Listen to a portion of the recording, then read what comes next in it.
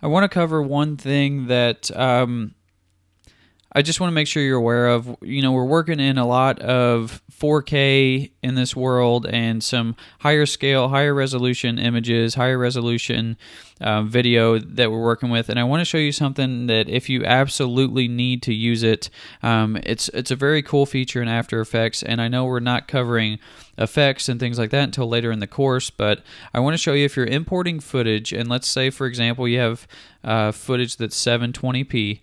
Okay, I want to show you a way that you can upscale that footage in order to be able to use it if you want to make a 4K video, or if you're wanting to use what they call 2K, 1440p resolution, or if you're just trying to increase the resolution of a video or some other kind of file that you bring in. What you can do is we're going to click on this layer here, and this is a video file, and I'm going to go over to my effects and presets, and I'm going to type in just upscale.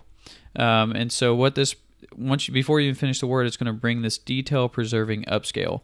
So what I can do is drag and drop this onto my footage, which this is a way you can add effects, and then you can change it to fit the comp width or to fit the comp height if you're wanting to change the footage that you have. So let's go into our composition settings.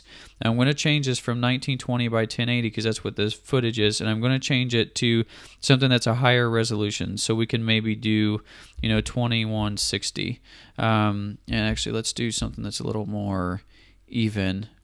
Maybe we'll do I don't want to go quite up to 4K, but we can change this to something that's higher. Let's do 2560 by 1440. Okay, so notice when we click OK here that it makes our video footage not fill the entire width because this is only 1080 resolution. Well, now that we've got this upscale on, we can fit this to the comp width or the height. And that's going to, After Effects is going to do its best to upscale this footage and make it look as good as it can with what it's working with. So I've got this on full resolution. If I play through this, you're going to see that it's going to take a minute to try and render it because it's higher resolution than 1080.